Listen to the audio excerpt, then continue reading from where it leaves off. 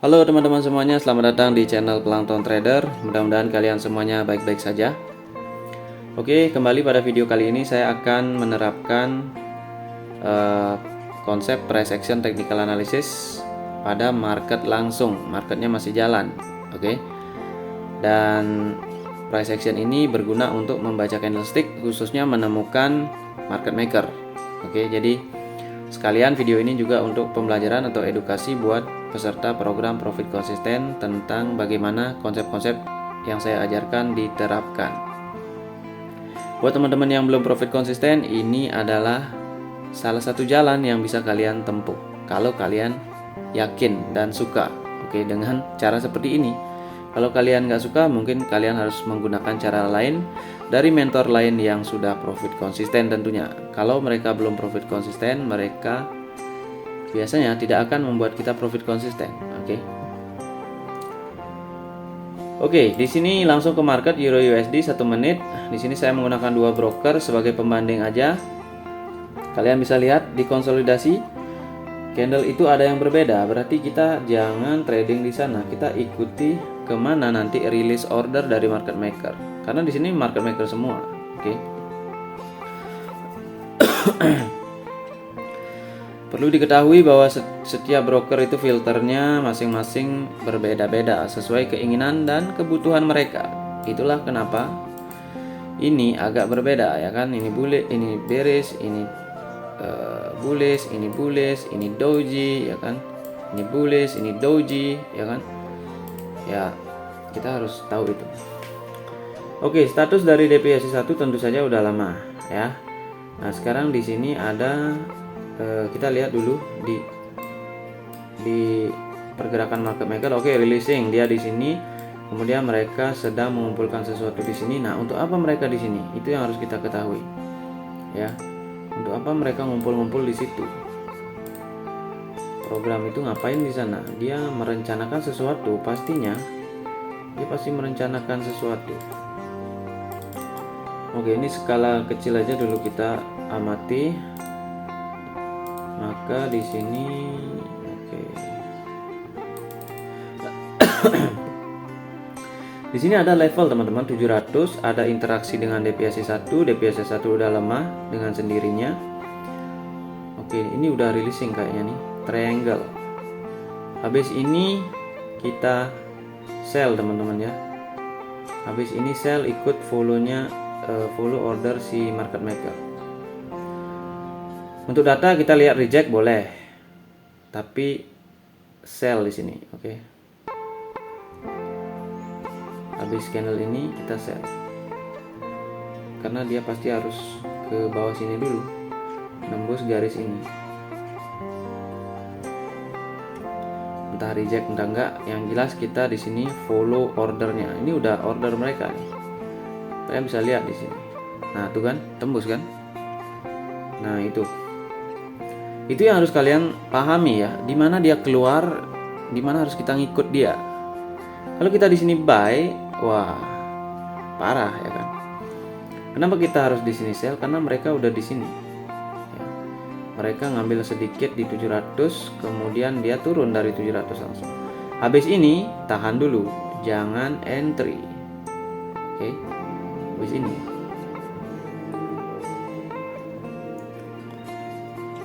Secara candle memang kayak selling pressure ya. Nah, itu dia. Deviasi 1 jangan lupa dilihat.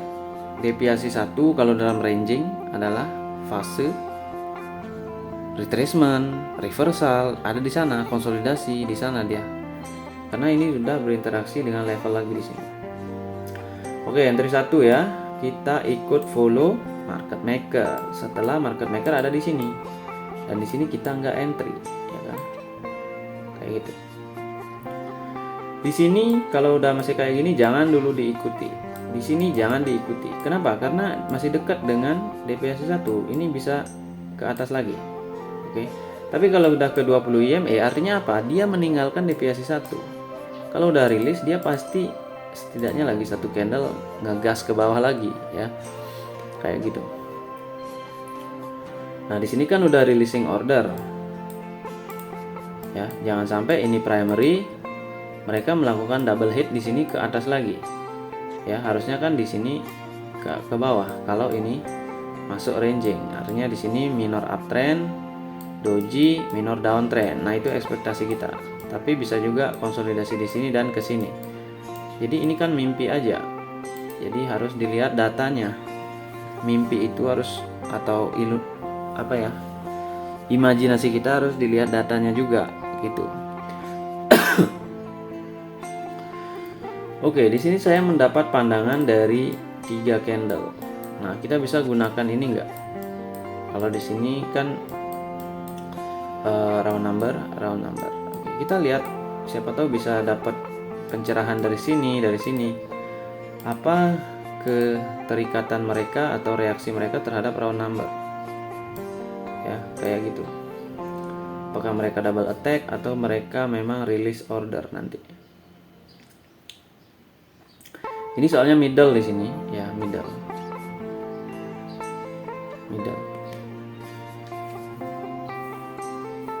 Atau persepsi juga bisa kita ambil dari sini. Buat teman-teman peserta ini pasti udah paham ya maksud saya.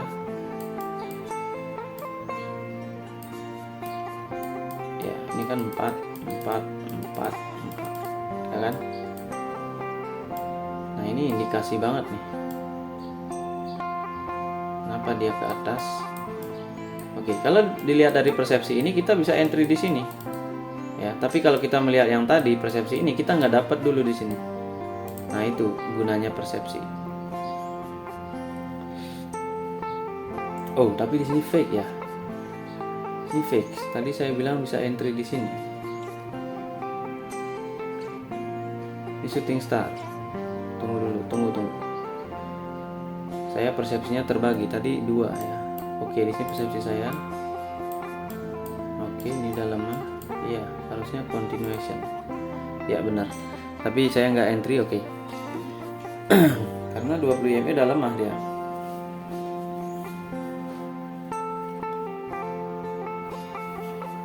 Nah, kalau persepsi yang tadi itu udah turun ya kan, maka di sini artinya mereka releasing. Kenapa mereka releasing? Karena mereka udah naik tapi turun lagi, ya kan? Kayak gitu.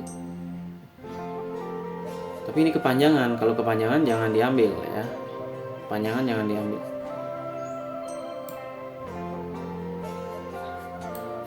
Karena di sini deviasi 1 teman-teman. Kita nggak tahu nih status dari deviasi 1 ini kuat apa enggak. Tapi kita bisa entry di deviasi 1 ya. Kalau mau nge-sell di deviasi 1, jangan di opening. Karena di sini udah ada market maker menunjukkan dirinya di sini. Nah, itu kan deviasi 1, di sini bisa di-sell karena di sini kemungkinan candlenya agak lemah atau mungkin doji bullish kecil ya kan, kayak gitu. Oke.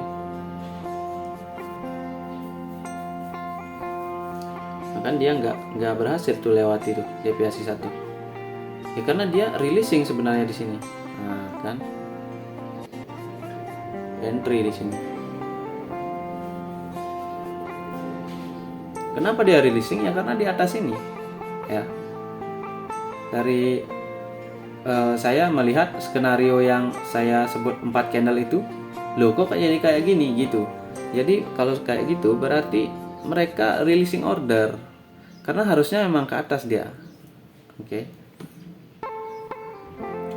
Oke, di sini bisa ya 1, 2, follow. Nah, ini semua follow market maker. Untuk sekarang gimana? Jangan. Kita tahan dulu, jangan follow di sini. Kenapa? Karena kita berhadapan dengan 50 EMA dan second deviation. Kita nggak tahu apakah ini benar-benar di break atau jangan-jangan doji ya kan? Beresiko banget. Nah, kita pantau dulu di sini. Kita pantau dulu prosesnya gimana. Oh, untuk level kita udah kejauhan ya. Saya harus temukan lagi di sini ada beberapa yang harus dipakai juga.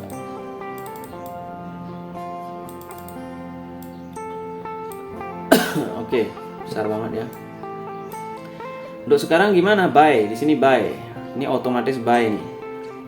ekor atas bawah ya, si 200 EMA, volumenya kurang besar, jadi di buy nih. Ini jangan diteruskan ke bawah karena sini 200 untuk 1 menit ya, untuk 1 menit. Jangan anggap di sini buy di sini untuk berlaku sekian menit, 30 menit enggak ya. Karena analisa saya hanya di satu candle per candle gitu ya. Dan ini juga kalau mau rubah time frame ya gunakan time frame yang lain untuk trading 30 menit, 1 jam, H4 daily. Tapi ya nunggu kayak gitu. Nah, kan kenapa di sini buy ya? Karena secara konsep dia di sini breakout. Iya, memang breakout, tetapi ini EMA semua ada di sini nih. Jadi siapa yang akan mendukung ke bawah itu belum ada. Nah, ini kenapa kita buy. Oke, teman-teman, itu dia ya. Sepertinya sudah 3 entry. Dan ini berapa menit nih? Kita nunggu dari sini kan? Saya nggak tahu dari mana, lupa saya. Tapi entry saya ingat. Kenapa? Karena saya analisis. Entry saya ingat. Entry saya di sini. Kemudian entry di mana lagi? Entry saya di sini. Ya. Kemudian entry di mana lagi? Entry saya di sini. Ya udah 3 kali kan? 1, 2, 3. Profit. Ya sudah, tinggalkan market. Oke, jangan diteruskan lagi. Ya, kita batasnya sampai di mana sih? Kayak gitu. Karena batas ini akan memberikan kita gambaran secara lebih besar. Misalkan 1 hari 3 entry, berarti 1 minggu kalau 5 hari kerja kan, bank itu kan Senin sampai Jumat aja. Misalkan Euro USD, ya kan? Berarti kan dalam seminggu itu kita trade sebanyak 15 kali, ya 3 kali 5, 15 kali kan? Berarti kalau 15 kali dari sini kita akan melihat progres kita itu gimana. Karena ini sudah terukur. Kita nggak ranging. Kalau kita ranging sekarang 3 entry, nanti 5 entry, besok 2 entry, nanti setelahnya 8 entry, 10 entry. Wah, ini nggak jelas ya kan. Ini harus dicari kejelasannya itu ya. Nah, itu lebih dalamnya di mentoring. Oke. Karena data itulah yang akan menjadi ukuran kemajuan seorang trader.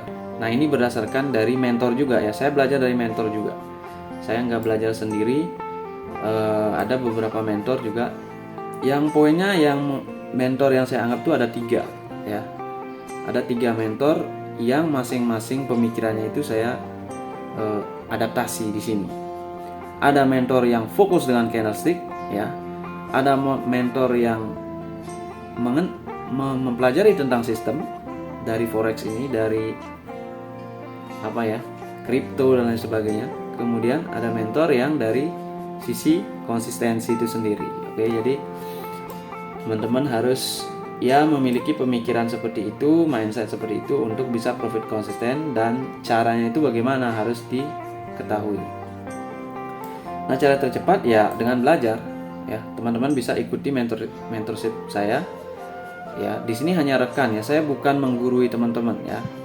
Teman-teman bisa jadi tradingnya udah 5 tahun, 2 tahun, 3 tahun ya kan. Bahkan bisa 7 tahun. Dan kalau udah tahunan begitu, itu program dalam diri seseorang itu sudah menjadi kepercayaan. Jadi kenapa orang yang sudah trading tahunan ya, 3 tahun, 4 tahun, tapi mereka belum profit konsisten, kemudian ketemu orang yang 1 tahun bisa profit konsisten, itu mereka tidak terima. Sistemnya sebenarnya yang tidak terima gitu. Jadi mereka beliefnya bukan ke situ. Saya nggak percaya. Kenapa? Karena mereka alami sendiri, mereka nggak bisa profit konsisten, ya kan? Kayak gitu.